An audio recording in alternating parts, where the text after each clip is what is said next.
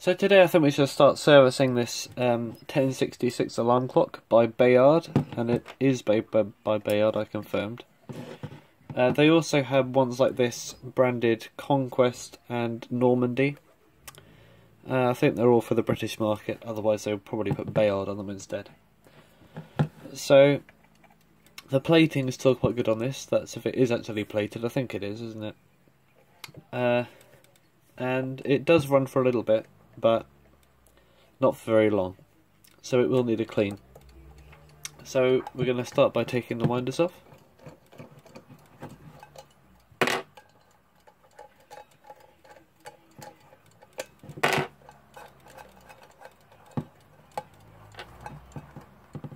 Like that. And popping open the back. I think there would have been a little leg at the back at some point, but it's been broken off. Based on that little rivet.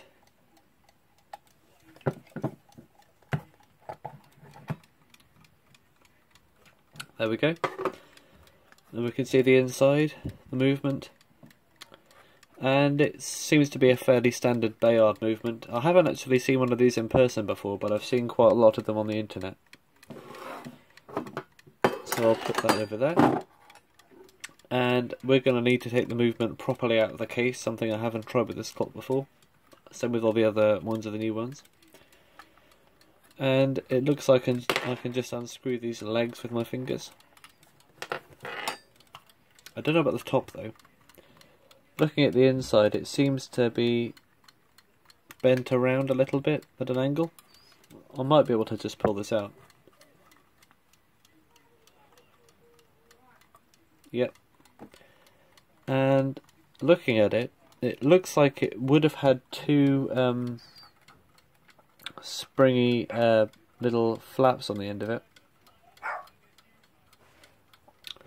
And those little springy things would have kept it in there, and they could just be pulled out. But it looks like one of them's broken off at some point, and the owner has just bent it around a little bit to make sure it stays in. That's what I think anyway. I haven't seen a good example of this. And when we took that off, it revealed a little screw, so we'll remove now. I'll try my best to clean this case. I won't polish it or anything though, because I don't have a polisher.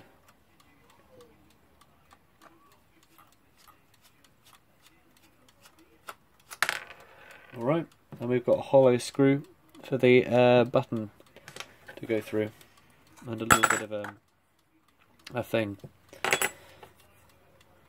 The original finish is not actually that far off. Probably give it a good buff with a little cloth or something. So now we should be able to just push this through like that. Well, that's interesting. The dial's a lot smaller than the actual clock frame. Probably because they've got this big rim around it. My hands look a bit bent actually, like someone's been at them before. I will need to take those off actually. Do that now. By the looks of it, this came off with my fingers, but if you've got hand pullers, or if you've got some sort of screwdrivers or anything and they're a bit stiff, then you'll need to use more force. To get this dial off, it's paper or card or something, and I don't want to do what I did with the other Bayard. So I'll probably have to I think I'll have to bend those tabs out with a small screwdriver. So, oh, they're pretty soft metal. If I do one side, it should just come out, and I can, yeah.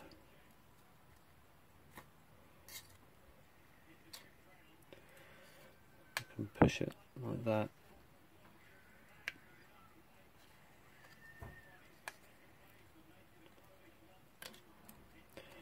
There we go.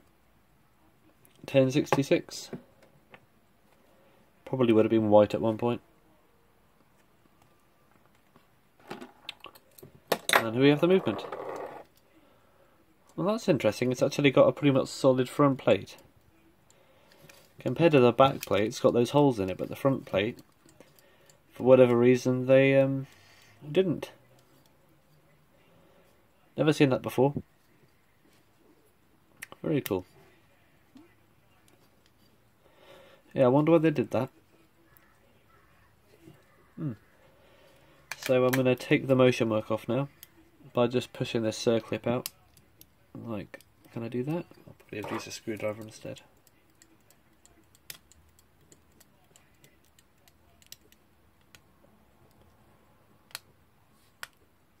There we go.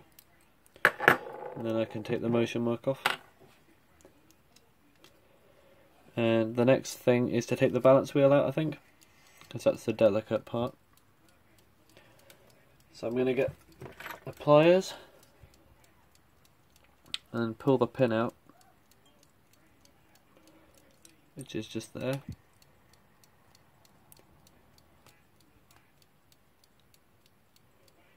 Bit stiff. Oh, there we go.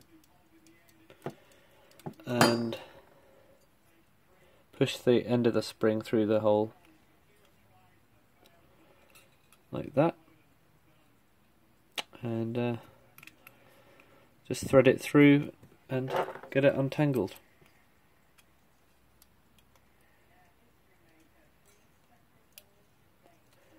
The end of this spring is very kinked up, and that regulator is so stiff. That is insane. I need to loosen it a bit. It's not supposed to be like that, I don't think. Whoever had this before tightened this up, because they definitely did something to it, because the hands are all scratched.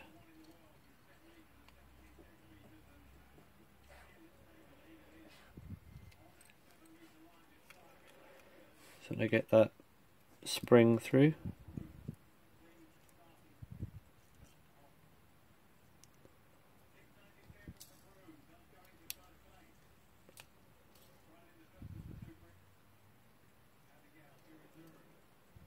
Okay, nearly there.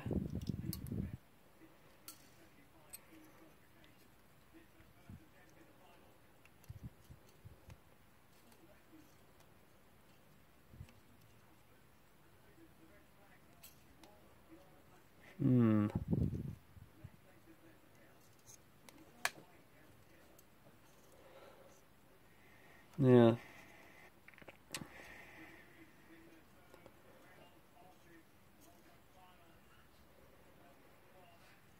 Because the spring is not straight, it's quite difficult to unthread it.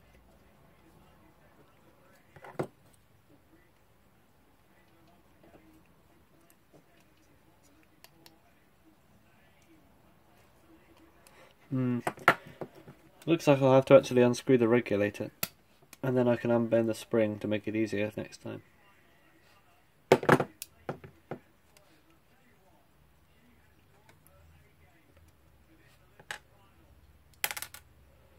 Like that.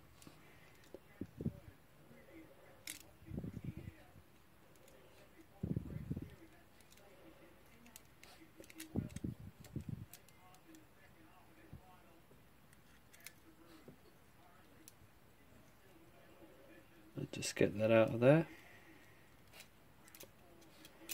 Don't let the spring hang too much. There we go. And it should go back into its normal form. Alright, so I'm going to try and straighten out the end of that spring a little bit. I do want a little bit of a kink in it, so I know where to put the pin, but it's very kinked at the moment. So I'm just going to pinch the end of it with some tweezers. I don't know what the best thing to do with these are.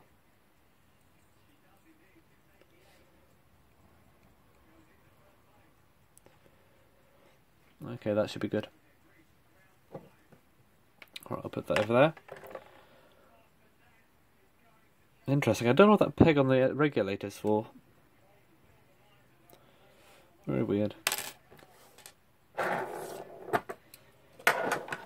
And I may as well take off the other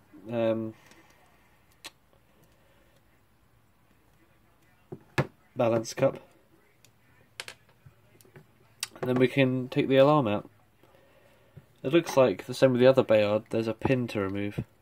Hopefully this one will be slightly easier.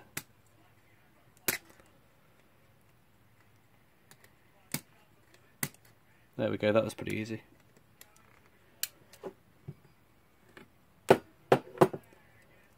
Get these washers off. And then we should be good to just push this through. Or maybe not. There seems to be something pressed onto the middle of that.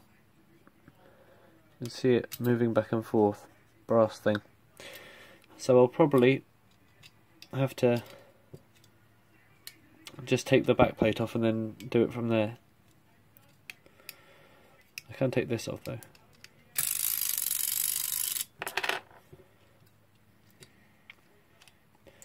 Alright, so I think the springs are pretty let down already. May as well just double check.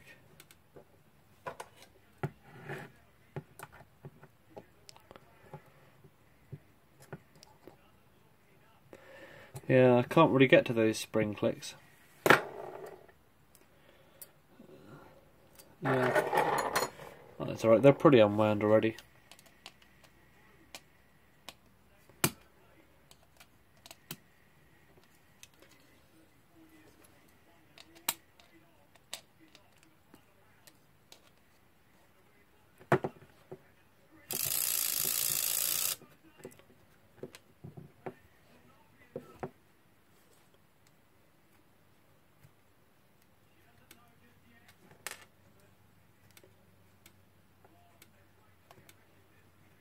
Undo these nuts.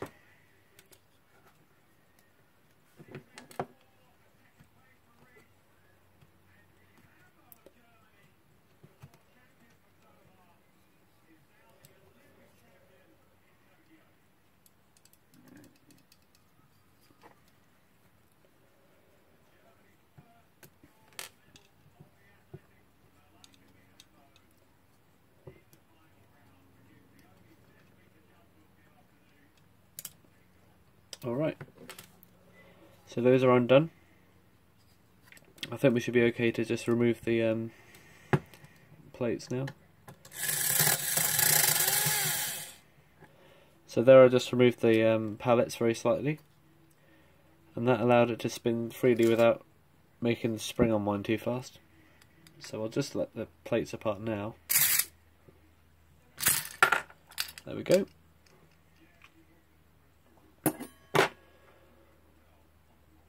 Everything's intact, that's good. Just checking the teeth for any bent things. Looks all good to me.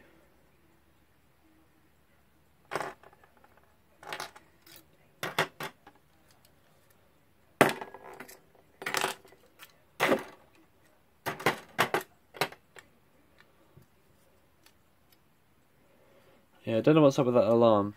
That's pressed on pretty much, and I don't think I'll be able to get that off. But we can still clean around it. Same with the cannon pinion. Alright. So the next thing will be to get the cleaning solutions ready.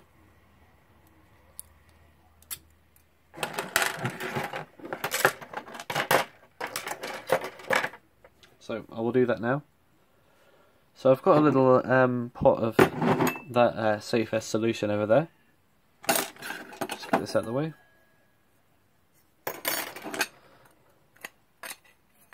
I clean this or wipe down as well. And I've got some cleaning things. I'm going to start by just going over the plates with these, and then I'll go into more detail with cotton bud or something. I'll probably do that off camera since I pretty much do it in every other video.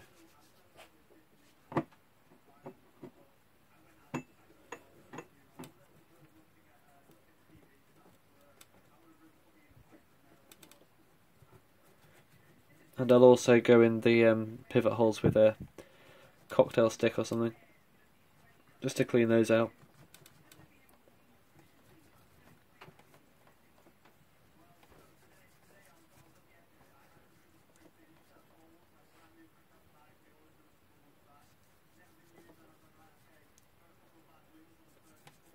Alright, now as I will not edit this video, I've decided to change the method and now just do the videos completely without needing any editing whatsoever. I will pause the video and I will get back to you when I've cleaned all these parts, and it's literally just scrubbing them by hand. When I've done that, I will also get some blue tack and run the pivots and, not pivots, what are they called? Teeth and pinions in it, just to get all the hidden dirt out after I've cleaned them as well. So, this will be part 1 probably, and I'll see you next time.